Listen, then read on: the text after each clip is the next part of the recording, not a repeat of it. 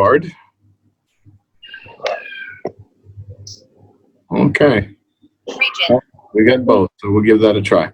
All right, so that's that. We're going to do a British tradition. This is the guy who trekked across or down the entire Amazon River. So we're going to talk about his experiences here, and we'll answer a few questions. So you read it to me. You know the routine. I will score your reading fluency and your pronunciation. So I'm not going to correct you when you're reading. I'm just going to listen, and then I'm going to score it. And then we'll talk about it, and then I'll check your vocab and grammar use. All right? Okay. Okay, let's do it. Turn your volume up.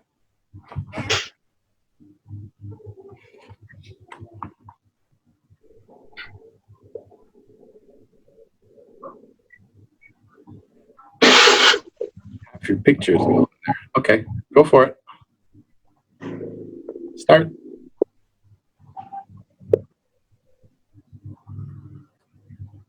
Teacher, Yeah. wait me. Wait a minute, or wait for me, not wait me.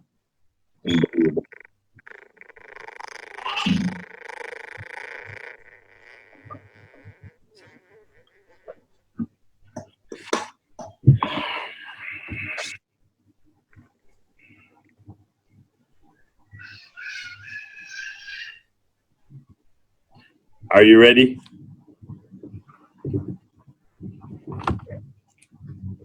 Okay, start. A British tradition.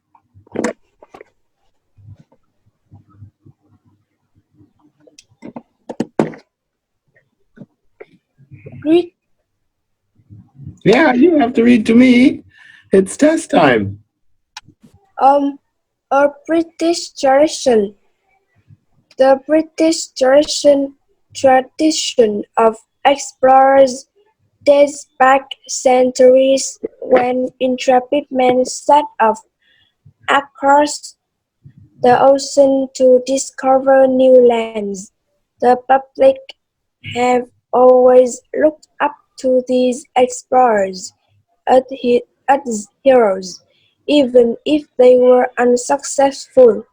These days, most places in the world have already been discovered, but there are still plenty of remote regions. Remote regions to travel. When is challenging and at times dangerous to get about. At Stafford, a former British Army captain has continued the British tradition of exploration. In 2010, he completed a record-breaking journey when he became the first person to trek the entire length of the Amazon River. He started Amazon River. Yeah, in Brazil. The Amazon River. Amazon River. He started at the source of the river, which is in the mountains of Peru, and finished 859 days and about 7,000 kilometers later on the Atlantic coast of Brazil.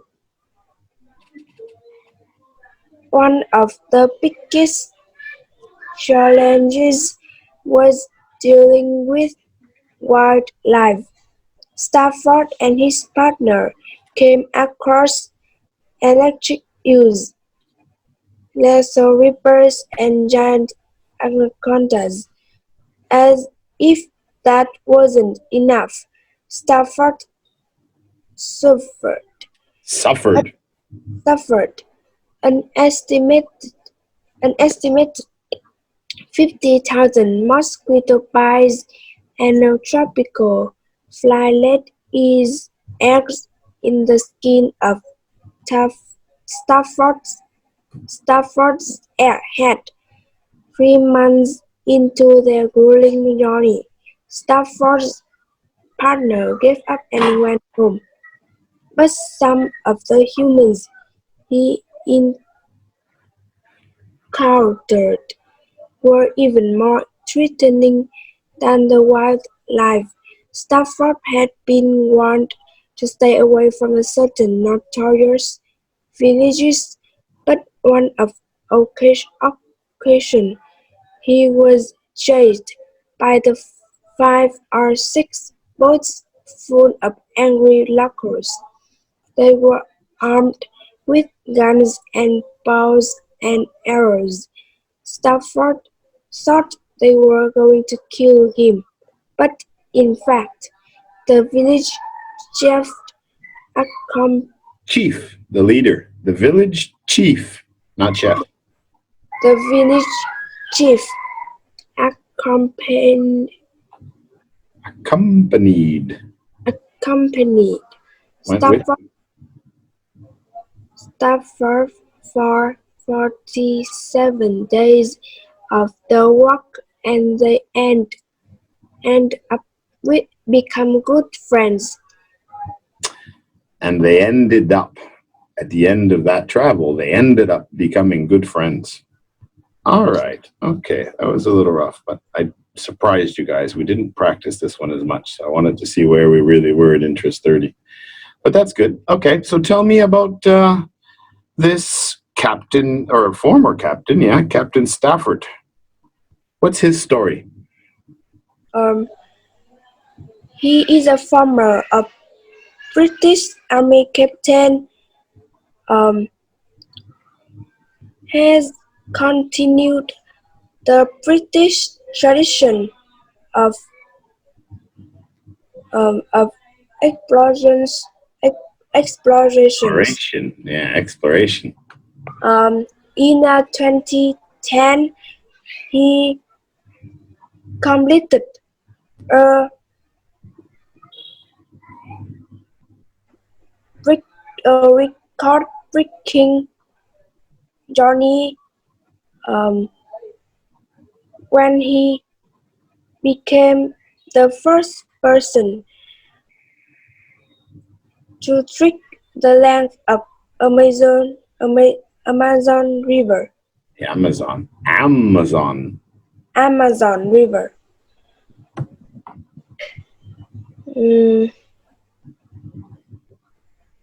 What did he encounter? What were some of the experiences he had trekking the Amazon River?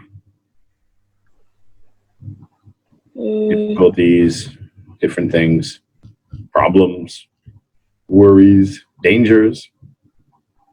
Stafford and his partner came across the electric eels, leatherweavers, and giant anacondas. The anacondas, the big snakes. And Stafford suffered an estimate of 50,000 mosquito bites and a tropical fly laid its eggs on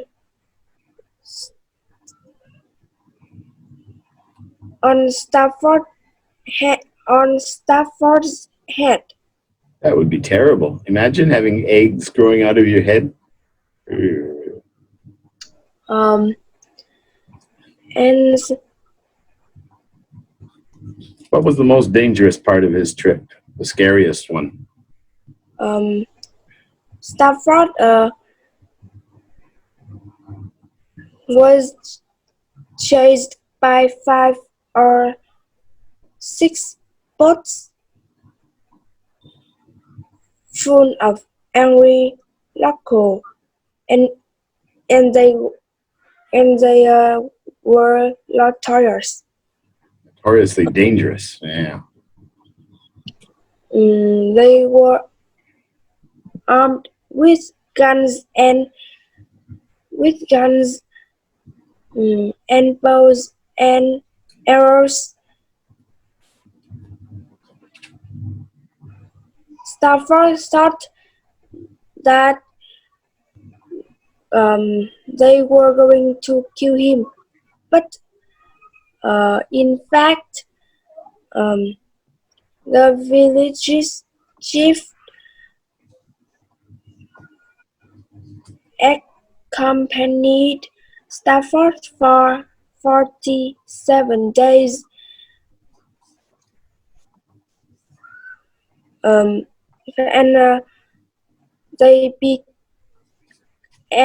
become good friends. Became good friends, yeah, okay.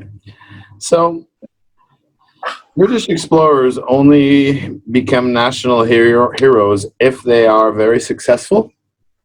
No, No? How yeah. do they become national heroes? Mm, they British explorers become national heroes even if they were unsuccessful. Yeah, just for doing it, for taking the excursions and the expeditions, they become famous. That's true.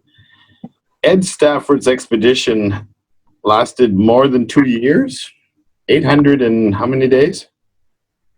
859 days.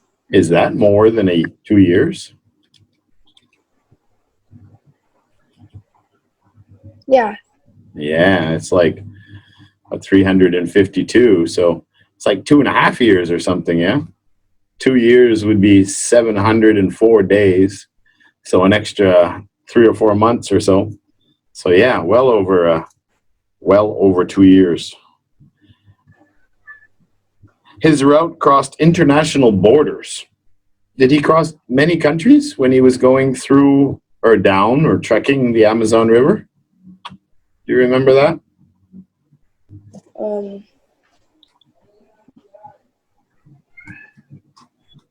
Where did he start the journey?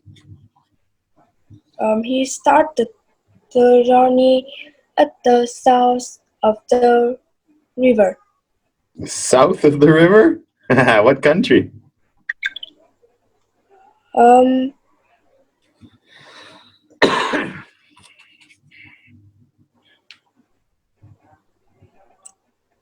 At the Atlantic coast of Brazil.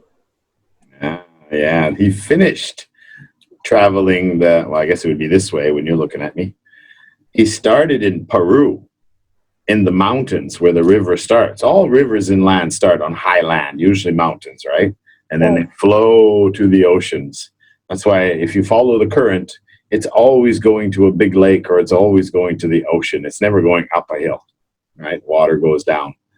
So he had to go all the way to the other, this way. So he had to go to the west coast of South America in Peru, which is on the Pacific Ocean. And then from there in the mountains, he had to trek through everything and then through the Amazon and through the Amazon jungle all the way to the east coast where he exited into the Atlantic Ocean 7,000 kilometers later. But he did travel through many countries. He went through Colombia, I think, and Ecuador and Peru. The river runs through a few countries. Okay. Stafford walked on his own for part of the journey. So was there a part of the journey where he was alone? Was there a part of that journey where Stafford traveled alone? 3 months. Yeah, something like that. At least that long for sure. We don't know how long exactly. It didn't say. Because who did he start with first?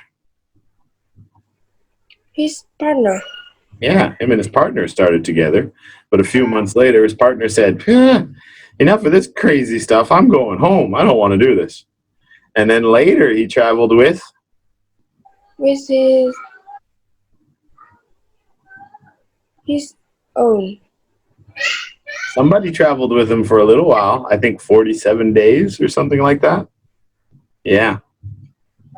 Remember?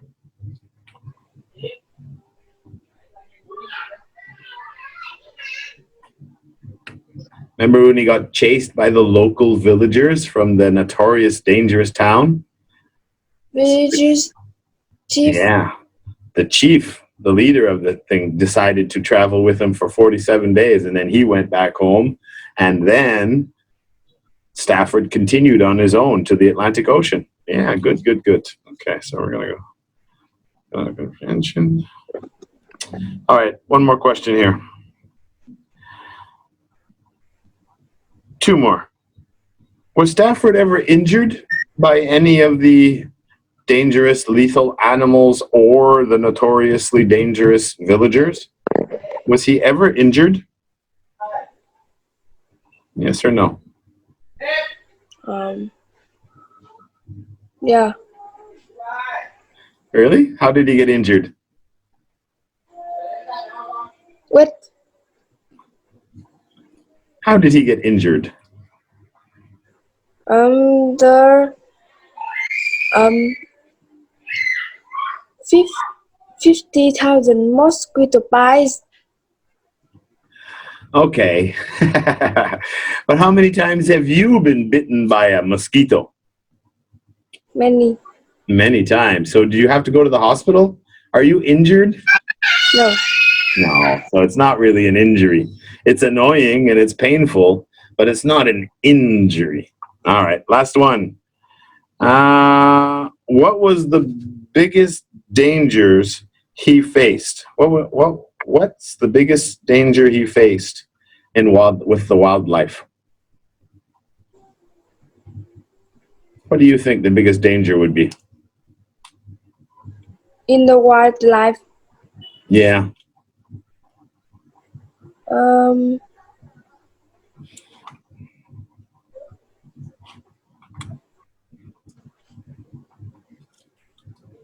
I think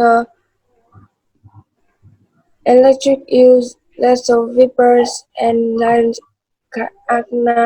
anacondas. Yeah.